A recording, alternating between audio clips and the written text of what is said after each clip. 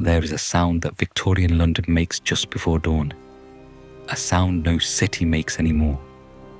It is the sound of absolute darkness. Thousands of souls pressed into rookeries without light or warmth. The gas lamps in the street already guttering, and beneath it all, the low grey exhalation of the River Thames, carrying the scent of mud and rot and human industry toward the sea. You can almost smell it. The sulphur of cheap coal, the animal tang of the leathered dressers' yards, the vinegar-sharp reek of the board schools. There's something else underneath all of that. The thing the newspapers would eventually call horror. In the autumn of 1888, something moved through the narrow courts and alley ways of the East End of London. Something that left behind a signature so savage, so precise, so absolutely deliberate, that investigators and historians have spent 136 years trying to name it. What the hell kind of a man could do such a thing? Detective Inspector Frederick Aberline, Metropolitan Police, 1888. This is not a story about a monster.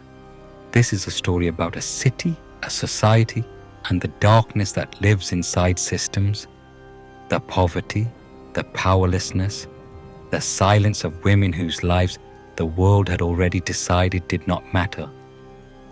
This is the story of the Autumn of Terror. Whitechapel, in the autumn of 1888, was a place the rest of London had decided not to see.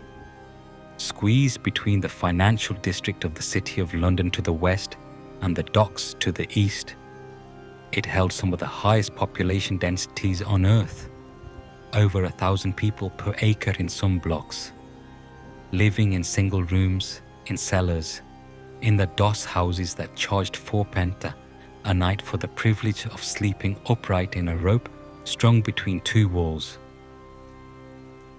The streets themselves were a labyrinth, not the romantic labyrinth of a mystery novel, but the disorienting, dangerous kind that swallowed people whole. Courts opened onto courts, alleys bent back on themselves. A man who knew the architecture of Whitechapel could vanish from a murder scene in under 60 seconds and surface 3 streets away, invisible, indistinguishable from the 10,000 other shadows moving through the fog. That fog. Every account of this period returns to the fog as though it were a character in its own right. Not the cinematic fog of Hollywood, gauzy and romantic, but London particular. What Charles Dickens had called a London particular. A thick, sulphurous brown-yellow murk produced by millions of coal fires and the exhalations of the Thames, so dense that on the worst nights, a man could not see his own hand held at arm's length. In this fog, in these streets, in this season, something began. A society on the edge. To understand what happened in 1888, we must understand the pressure inside the vessel that was about to crack. Britain was the wealthiest empire in the history of the world, and Whitechapel was its open wound. Immigration, principally from Poland and Russia, as Jewish families fled the pogroms of Tsar Alexander III, had flooded the East End with tens of thousands of new arrivals who spoke no English and arrived with nothing. They became scapegoats. The slum newspapers were full of them. Women in Whitechapel occupied a particular kind of vulnerability. They're the kind that comes from having no rights that the law was compelled to respect. The Married Women's Property Act of 1882 had given married women some legal standing, but the women of the East End doss houses were rarely married, rarely stable, rarely anything the Victorians would acknowledge as respectable. They survived by taking in washing, by selling flowers, by casual prostitution, not as a profession, but as a last resort. a way to earn the fourpence for a bed on a cold night.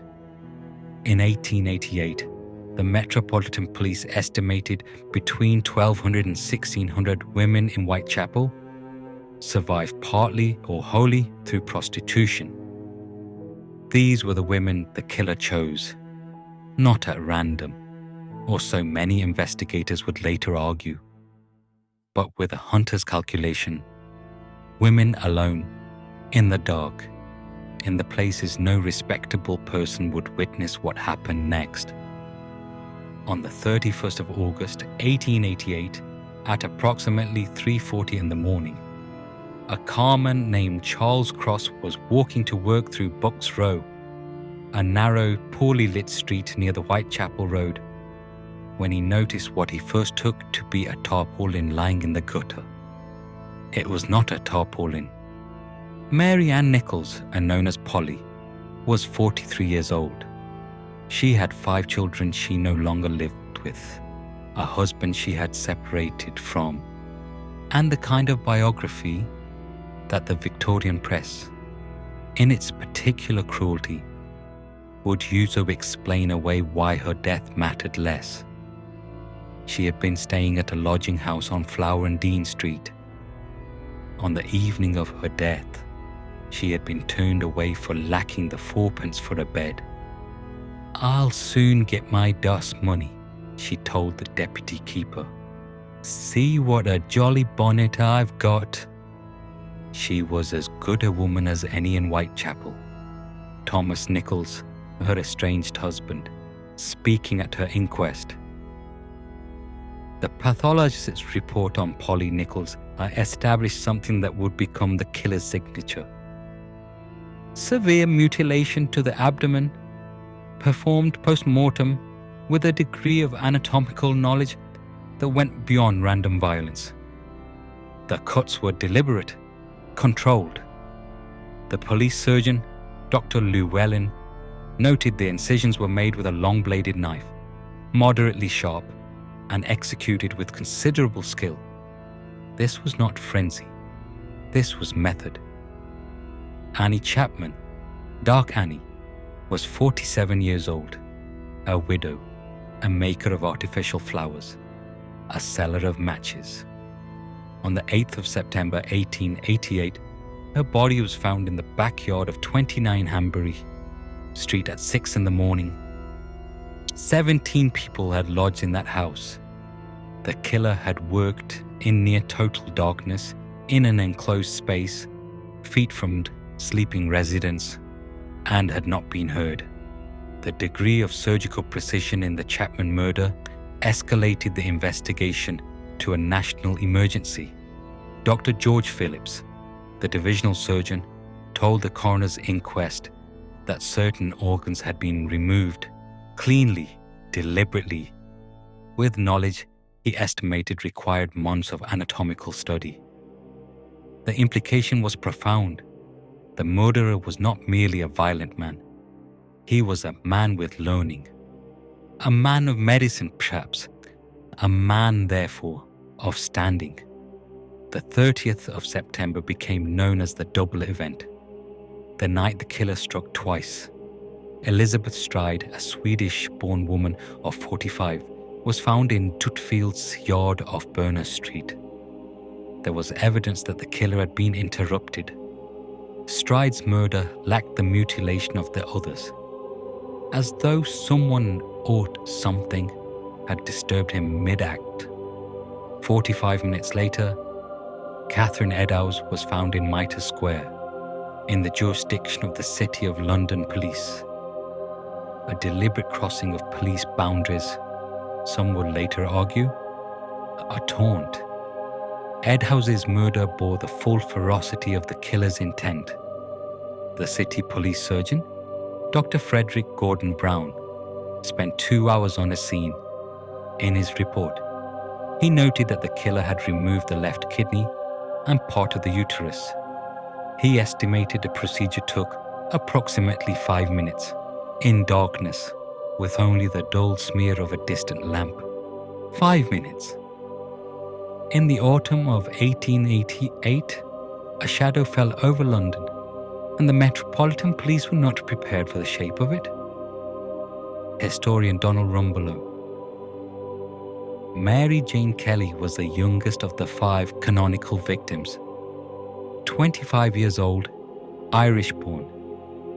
Described by those who knew her as vivid, charming, fond of singing Irish songs in the evenings. She was different from the other victims in the one crucial particular. She had a room. A small, damp room in Miller's Court, number 13, with a broken window that she stuffed with rags against the cold. On the 9th of November, 1888, and the day of the Lord Mayor's show when London streets were hung with bunting and the press were elsewhere, the landlord's rent collector knocked at Mary Kelly's door. There was no answer. He peered through the broken window. What he saw through that gap in the rags stopped the entire investigation in its tracks. The room at Miller's Court was unlike anything the police had encountered. The killer had, for the first time, had hours and 4 walls and no fear of interruption. The fire had been burning so hot that the kettle had melted. Doctors who attended the scene, seasoned men who had worked in war and in mortuary, wept. Some refused to write their reports until the following day. Mary Kelly's murder, in the unanimous assessment of criminal historians, was the culmination, the event the killer had been building toward. After the 9th of November 1888, the canonical murders stopped. Whether this was because the killer fled, died, was institutionalized, or simply chose to stop, is the question that has consumed investigators ever since. On the 27th of September, 1888, the Central News Agency in London received a letter. It was written in red ink that may or may not have been blood. It was addressed famously to the boss. It promised further killings. It mocked the police. And at the bottom, in a flourish that would define the entire case for a century and a half, it signed itself.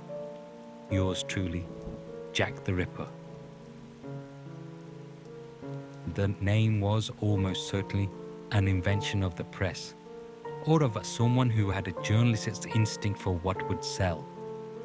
The Central News Agency forwarded the letter to Scotland Yard, which initially dismissed it as a hoax. Then the double event of September the 30th occurred, and a postcard, the Saucy Jackie postcard, arrived at the agency, apparently written by the same hand, referencing both murders. The police went public, and Jack the Ripper became a noun in the English language. The naming was an act of creation, in a sense, the birth of a modern archetype. Before 1888, serial killers as a cultural category did not exist in the public mind. After 1888, they did. The anonymous hunting predator with a signature method and no apparent motive. Jack the Ripper invented the template that 100 years of crime fiction would inhabit. Whoever wrote those letters understood something the police did not, that in the modern city, the right name is more powerful than any weapon. The Metropolitan Police investigation was, by any modern standard, catastrophically underpowered for the scale of the crisis. Detective Inspector Frederick Aberliner, the lead investigator on the ground, a man of genuine intelligence and dogged persistence, operated with a detective force of approximately 30 officers for the whole of the East End. There was no forensic science in 1888. There was no fingerprinting. That would not be introduced to British policing until 1902. There was no blood typing. There was no photography used systematically at crime scenes. There were witnesses and there were doorstep inquiries. and there was the accumulated weight of the fog. Over 2,000 individuals were interviewed in the course of the investigation. 80 were considered suspects at one point or another. The files remained active at Scotland Yard for over 30 years after the murders. The investigation was never formally closed. It was simply eventually forgotten, buried beneath newer cases, newer crises, the First World War, the 20th century arriving like a tide, and yet the detectives' notes, the witness depositions, the coroner's records, the police surgeon's reports, these survive. In the London Metropolitan Archives and at the Public Record Office, in the files designated EP03/140, and the files that follow, the autumn of 1888 is preserved in handwriting, in ink, in the careful cursive of men who knew they were dealing with something unprecedented and were trying, in the only language available to them, to describe it accurately. Over the 130 years since 1888, more than 100 individuals have been formally named as suspects. We will address the 3 most seriously considered, because to address all of them would be to fall into the same trap as every Ripper researcher before us. The trap of the name, the trap of the exciting theory, the trap of forgetting that these murders were about victims, not suspects. The first, and in the view of many modern criminologists, the most credible, is Aaron Kosminski, a Polish Jewish barber who had emigrated to London in the 1880s and was committed to Colney Hatch Lunatic Asylum in 1891. Chief Inspector Donald Swanson, head of the Central Office investigation, named Kosminski in his personal notes on a copy of his superior's memoirs, the annotation known as the Swanson Marginalia, not discovered until 1987. Swanson wrote that a witness had identified Kosminski, but had refused to give evidence against a fellow Jew. In 2014, a DNA study by forensic scientist Dr. Jari Luhelin claimed to have matched mitochondrial DNA from a show said to have been found at the Catherine Eddowes crime scene to a living descendant of Kosminski. The study generated enormous publicity. It also generated enormous methodological controversy. The chain of custody for the shawl was non-existent. The DNA extraction methods were disputed, and the results were never independently replicated. Kosminski remains a suspect. He is not a certainty. He may never be. The second suspect, the most sensational and almost certainly the least credible, is Prince Albert Victor, Duke of Clarence, grandson of Queen Victoria, and heir presumptive to the British throne. The royal conspiracy theory, popularized in the 1970s and 1980s, rests on the premise that the murders were carried out by a royal physician to suppress a secret marriage and a Catholic child. It is narrative catnip. It is also almost entirely unsupported by evidence. Prince Albert Victor was in Scotland during at least 2 of the canonical murders, documented by court records and by the accounts of dozens of witnesses. The royal conspiracy theory tells us far more about our appetite for elite culpability than it does about the autumn of 1888. Historian Judith Flanders. The third suspect, Montague John Druitt, a barrister and schoolteacher whose body was found in the Thames in December 1888, was the private favourite of the Metropolitan Police's own Assistant Commissioner, Sir Melville McNagton, who named him in his 1894 memorandum as sexually insane. And in my opinion, a more likely murderer than Kosminski. Druitt's main qualification as a suspect appears to be that he died at approximately the right time. His family had a history of mental illness. He lost his teaching position shortly before his death under unclear circumstances. But there is no physical evidence, no witness, no document connecting him directly to any of the 5 murders. What the psychological profiling of the canonical murders does suggest, and here we draw on the work of the FBI's behavioral science unit's retrospective analysis of the case conducted in the 1980s, is a killer who was organized, geographically mobile within a confined area, and motivated by a fantasy structure that had been building for years before it was first acted upon. He likely appeared normal. He likely lived or worked nearby. He likely returned after each murder to routine life among people who did not know. The question that all the suspect theory and all the DNA analysis and all the forensic psychology ultimately converges upon is not who was Jack the Ripper, it is why did he stop? In criminology, serial killers rarely stop voluntarily. The escalating pattern of the 5 canonical murders, the increasing mutilation, the increasing anatomical complexity, the increasing risk-taking. Miller's Court, unlike the street scenes, required the killer to remain in an enclosed space for an extended period, suggests a compulsion that was deepening, not diminishing, and then it stopped. The 3 most probable explanations, the explanations that have survived 130 years of scrutiny with the least attrition, are these.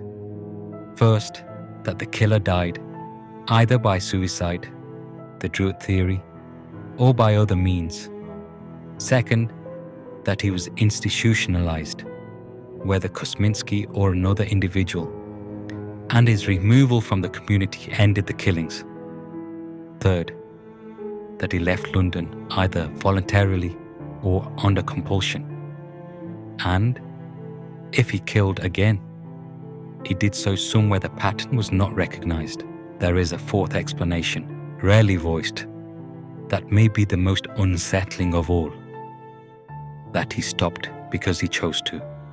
That the Autumn of Terror was, for its perpetrator, a completed project, a defined period with a defined end, and that having completed it, he simply returned to his life, carrying what he had done as a private architecture, and lived out his remaining years in ordinariness. The most frightening thing about Jack the Ripper is not that he was a monster. It is that he may have been entirely ordinary. There is something else the Autumn of Terror revealed, and it is this: the depth of the Victorian establishment's indifference to the lives of poor women until those lives became a threat to order. The murders of Mary Ann Nichols and Annie Chapman produced coroner's inquests, formal legal proceedings that lasted days, that heard dozens of witnesses, that are preserved in extraordinary detail. And yet prior to the murders, these women's lives were essentially invisible to the mechanisms of the state. They appeared in no records, generated no interest, received no protection. It required the specific horror of these killings, their anatomical character, their apparent randomness to the respectable classes, their implicit threat that perhaps no woman was safe, to produce the reform pressure that eventually, slowly, began to change conditions in the East End. The Whitechapel murders are credited by social historians as a catalyst for the housing reforms of the 1890s, for increased policing of the area, for the charitable and settlement house movements that brought middle-class reformers like Beatrice Webb and Charles Booth into direct contact with slum conditions. The women of Whitechapel organized too. Women's committees, temperance groups, mutual aid societies, structures built by poor women themselves, for themselves, predating and outlasting the panic of 1888. The autumn of terror sharpened something that was already there. A knowledge, shared by women in the East End, that their safety could not be delegated to men who did not see them. The official Metropolitan Police files on the Whitechapel murders were not transferred to the Public Record Office for public access until 1992, 104 years after the crimes. When researchers finally gained access to the complete record, they found both more and less than they had expected.